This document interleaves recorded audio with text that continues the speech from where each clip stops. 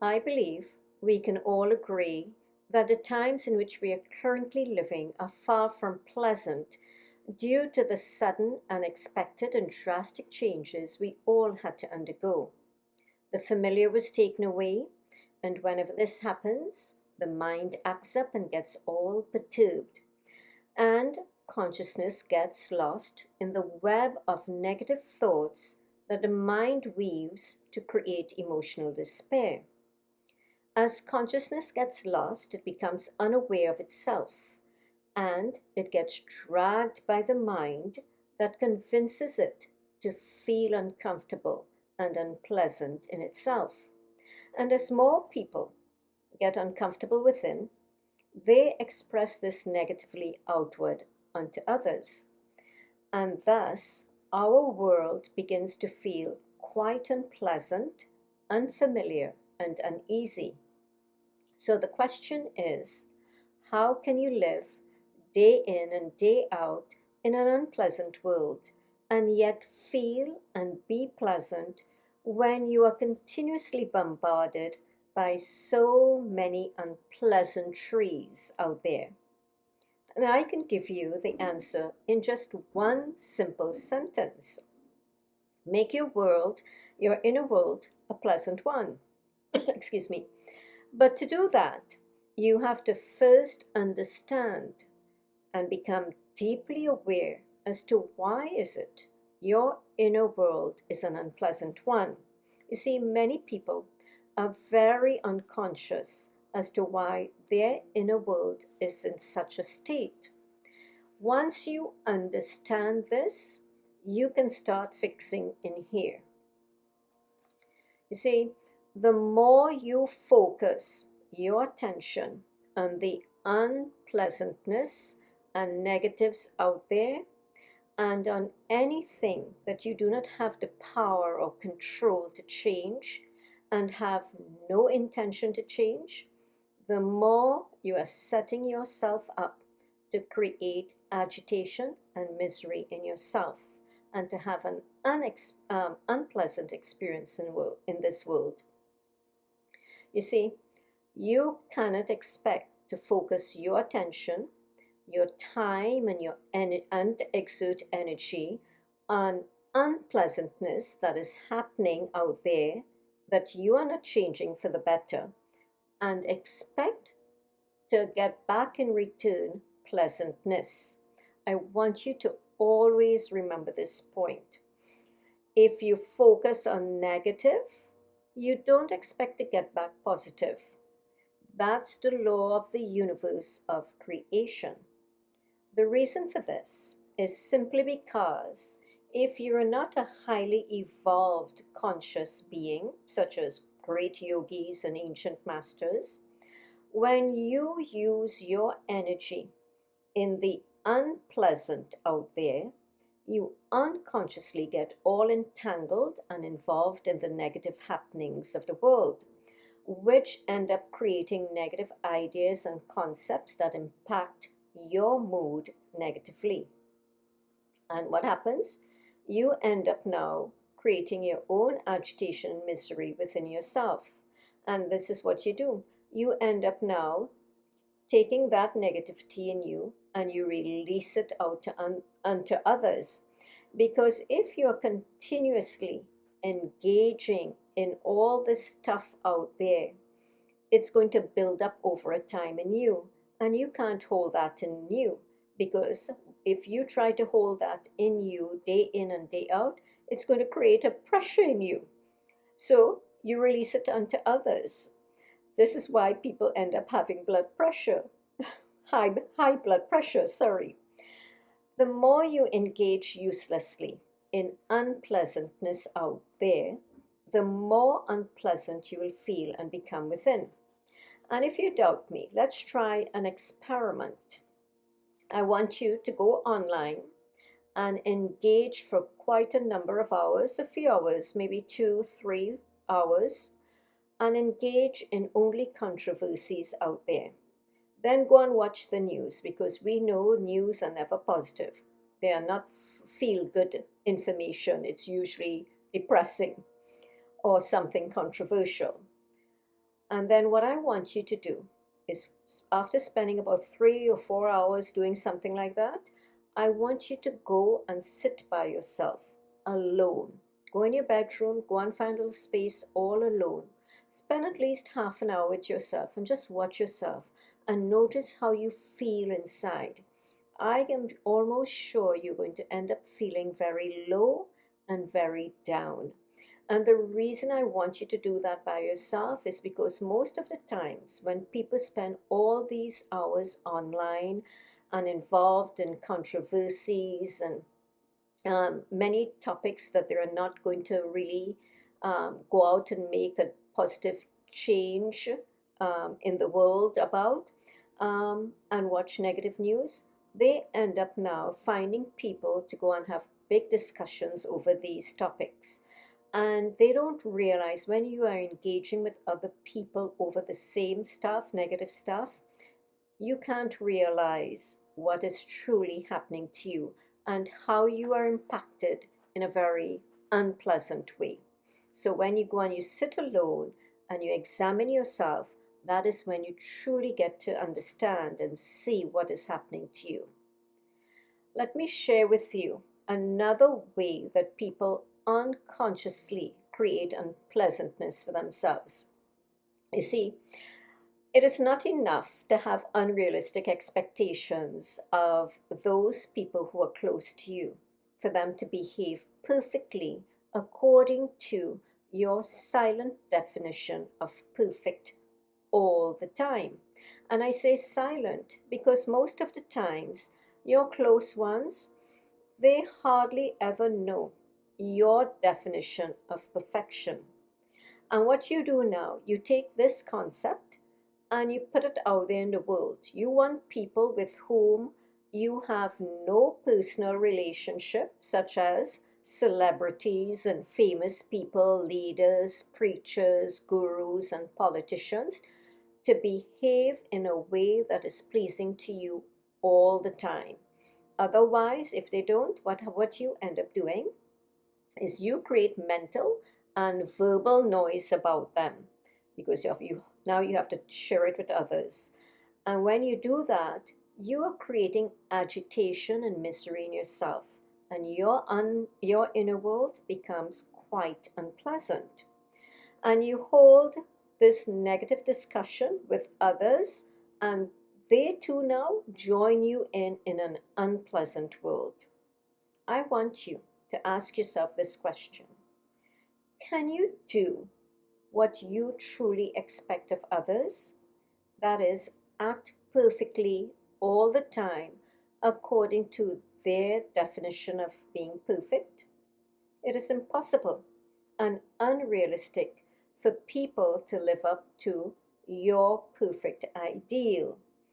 Just imagine, think about this, especially the people with whom you have no personal relationship.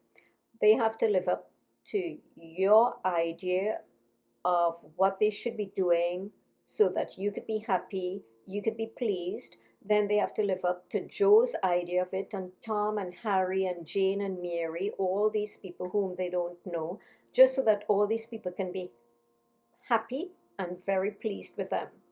That is very impossible, isn't it? And unrealistic.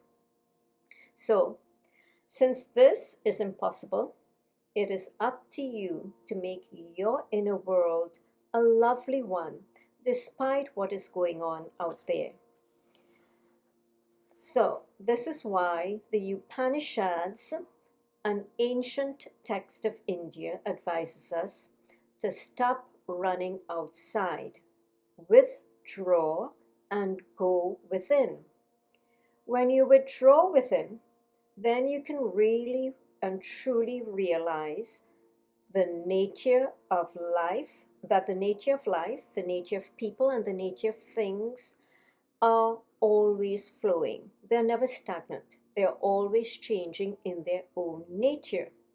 There will be good and bad. There will be beautiful and ugly. There will be pleasant and unpleasant. Some things will work well and then get all broken down. There will be positive and there will be negative. And if you doubt me, let me give you some examples. Let's just look at a flower.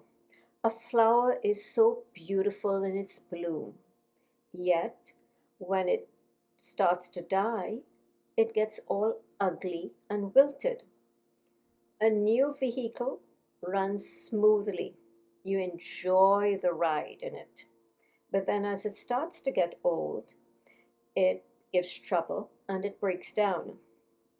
Today, somebody adores you and they think the world about you. Tomorrow, that same person will think the worst of you and even turn their back on you. This is the dualistic nature of life.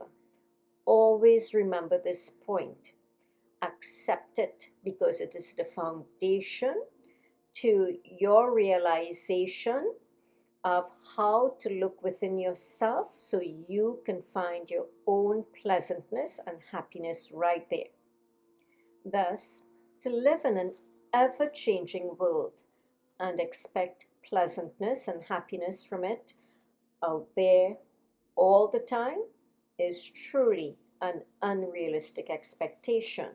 So, next time when your vehicle breaks down and it's untimely for you, don't get mad at the vehicle and swear at it, okay? Just thank the vehicle for how it had served you and say, okay, I know you're getting a little, you're a mechanical piece of thing operated by electronics now. It's obvious it's going to break down, okay? Stay calm and try and address the problem. No need to get all miserable and worked up inside because it's an inconvenient time for it to break down. Okay? Remember, it's just an inanimate object. Don't do that to yourself. So, do what the Upanishad advises. Withdraw the senses from out there in the world and go within. The more you allow yourself to be pulled outward and engaged in excessive activities out there that draw you outward, the more you are likely to get involved in something that will increase your agitation and create disturbance in you. Go within and experience the silence within yourself. Beauty, withdraw the senses from out there and really experience something greater within yourself. The next thing is, I say start with using your online services and all your mobile devices discriminately. You see, as soon as you engage online and you're done with what you want to get, I can guarantee you, you're going to find something showing up right there that is going to pull you in. And next thing you know, you've spent hours out there stimulating your senses, even though it might be spiritual information. Now, don't cut me off, okay? I want you to listen to this message because it's very important. And, even if you're engaging in spiritual stuff online, when the message is done, you can actually bump into something might show up that will draw you in, that is of a worldly nature. And next thing you know, you ended up hours spending time on that worldly stuff that was so unnecessary for your well being. And you end up feeling less than a lovely person within. If you spend your time in spiritual information, even with that, you have to be discriminate. Because the more you engage in spiritual info out there, gathering it up, that is all it may end up it will likely end up being for you. Just info, spiritual info. You must discriminate and limit your online use. Take the spiritual message that you've gathered, clock out from online, go into a quiet space, bring that spiritual message within yourself. Let it assimilate in you, let it sit in you. Become conscious of what you've learned so it really sinks in deeply. So you can apply it in your life and convert it from spiritual information to spiritual realization through the experience of it. Then that spiritual info becomes very useful. And when you use it, it is so, because it's so real to you, when you share it with others, you would do so from a place of authenticity because of its experiential nature. You see, when it is just spiritual information, you would try to expound it on others in a very judgmental way. You're going to deal with somebody negative in your life, and you're going to say, huh, oh, that person really needs this little piece of information I got on the internet. And you throw it out there. So you end up being very unpleasant inside as you share spiritual information in a judgmental way. But when that spiritual info becomes realization within you, it becomes very authentic knowledge for you, then you share it with others in a very compassionate and understanding way. You know, there are some people, they're always walking around with a cell phone clutched in their hand. So they're attached to this sense object that always draw their attention outwards. They can't function unless they have it with you. Every phone call comes in, they have to answer it. Every text message come in, they have to respond. Every notification immediately. So they're always wired in. They're drawn senses, their senses draw them outward all the time. And the more you're wired in like that, the more wired up you will be. Be discriminate in how you use it. Otherwise, these things affect you to make your world become very unpleasant.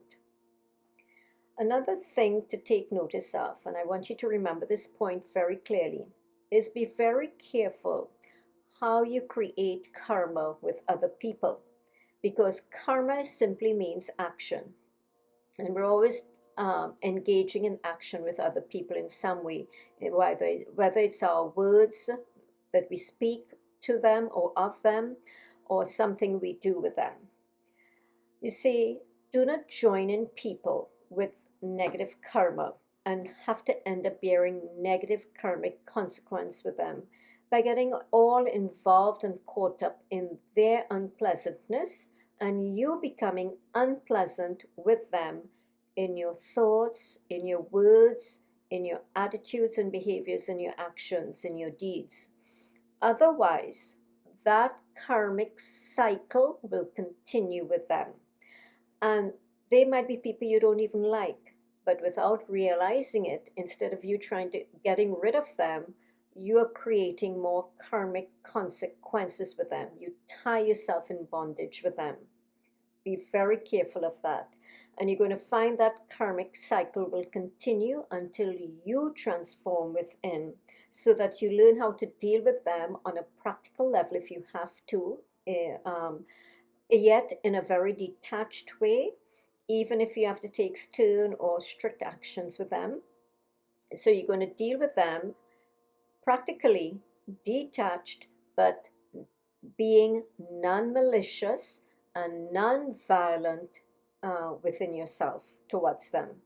So remember this, it's a very important point. Be very careful how you create karma with others. When you feel the world is unpleasant as it is today, I advise you, learn to lighten up a little bit and laugh. You know, this life, your life as you know it, will definitely come to an end one day. What would you say toward its end? Are you going to say, ask yourself, did I give it my best shot and take responsibility to be pleasant within my own self, to be peaceful and joyful and loving and kind and considerate and caring and blissful and helpful within? Or did I blame the world? Did I blame everybody and everything out there for my state of being, for me not being happy within, for me not being pleasant within? Enjoy your life. That world out there, I will guarantee you, will continue on whether or not you are here, whether you're here or you're gone, whether you're happy or unhappy. So make your inner world a unpleasant one. Become deeply aware of the workings of your mind and how it can mislead you. You take the reins on it to lead you in a more pleasant state of being. And one of the ways to do this, I encourage you, meditate daily to know yourself beyond this world of what appears to be matter, to know yourself as something deeper. This experience, to experience at least some level of peace within yourself, to have a peaceful state of being, then you can view life and people with greater understanding and compassion. I encourage you to spend time with spiritual teachers. In my culture, which I love, by the way, my Indian culture, one thing I love about my culture is that our culture and spirituality are always one. We've never viewed it as separate. Whether we're engaged in the world or not, our culture and what we are doing, we include God. It's all part of our lives. There's no separation. And when you spend your time in the presence of great spiritual teachers, I would tell you it is one of the most beautiful and healing place to be. When we are in the presence of our gurus, these gurus, at least the ones who have come through my life, it's such a calming and peaceful place to be. And it's very important, given the times in which we're living, to set ourselves up now for the future, because we don't know if we may end up having to go through similar experiences in the future where we can be very restricted, and find ourselves in a community whereby we can still have a level of engagement with spiritual gurus, with our family, with loved ones, so that you do not end up having to deal only with certain type of people who may not be pleasant. Okay. The other thing I would say is try and spend some time in nature. Nature is so beautiful, and it is such a pleasant experience just to go for a hike or a walk in nature. It is very pacifying and healing. Hiking is one of my favorite activities because it's always done in nature. And I can tell you, it refreshes you, and it really puts you in a better state of being, in a greater mood. Spend time with people whom you enjoy, who are pleasant. Hug your family. Don't be too judgmental and hard on them. Love them. Be with them. It will light you up inside, and be there for them. Because when you can touch a family member's life in a positive way, I can guarantee you it will light up their lives and light you up on the inside. Exercise too. It will increase your happy hormone, and exercise can be a hike or a walk or whatever.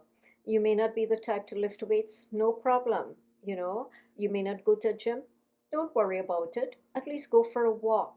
It will keep you healthy, energetic, keep the mind, you'll get some fresh air, and put your whole being in a different state, in a much more beautiful state. Practice yoga also. Yoga is not just a physical activity where you flex. It also teaches you, as you flex physically, to learn how to flex inwardly, to flex to life. And yoga, because of the nature of the activity, it relaxes you within. So engage in those activities, all these things that pull you away from the unpleasant environment out there. And what will happen? You will start to draw to a much more pleasant place within you that lights you up a bit. I want to leave you now with 3 final pointers. And the first one is, like the Serenity Prayer says, change the things you can, let go of what you cannot, and have the wisdom always to know the difference. When you do this, then you can remain pleasant within. If you hold on to forcing a change you cannot make happen, you will only end up becoming miserable. Let go, and you will become free within. An Indian guru named Sri Sathya Sai Baba advised the following. I'm going to share 3 pointers with you. He said, speaking too much, working too much, harping on the mistakes of others are all acts of violence and should be avoided. These result in the wasting of energy, which causes harm to oneself. You must observe restraints in eating, talking, sleeping, working, and all actions in daily life. This is a way to living a pleasant life. He also advises that religious songs, we call them bhajans, they cleanse the atmosphere and sanctify the air you breathe. When I'm at home, whatever I'm doing, whether I might be cleaning, cooking, whatever it may be, I usually have religious songs playing in the background. They put me in a different state of mind and being, and it keeps the atmosphere of my home in an elevated vibration. He said also, the third point, when you play these bhajans, also these religious songs, they put you into a divine and peaceful state of being. The next point, the third one, he said, one big mistake which many people make, and this is a message for all of us on this spiritual journey. One big mistake which many people make is to expect that as soon as a person says that he or she is a devotee of God or some teacher of a system, that he or she immediately and miraculously becomes absolutely honest, wise, unselfish, reliable, loving, and in fact, perfect. Obviously, this is not the case at all. The necessary growth which leads to change is a slow step-by-step process if it is to be a lasting one. Therefore, it is most unjust to expect perfection either from others or from ourselves. So be gentle with ourselves and be gentle toward others. Okay, so we don't become too judgmental. And the final point I will share with you is the prayer of St. Francis of Assisi. And it says here, Lord, make me an instrument of your peace. Where there is hatred, let me sow love. Where there is injury, let me pardon. Where there is doubt, let me have faith. Where there is despair, let me have hope. Where there is darkness, let me be a light. Where there is sadness, let me impart joy. Divine Master, O God, grant that I may not so much seek to be consoled, so I'm not selfish. Instead, let me be the one to console, not to be understood so much as to understand. To be loved, let me love instead. And in loving, I will feel loved. For it is in giving that we receive. It is in pardoning that we are pardoned. And it is in dying to the flesh, to the senses, the sense objects, that we are born to eternal life within. May you live a pleasant life.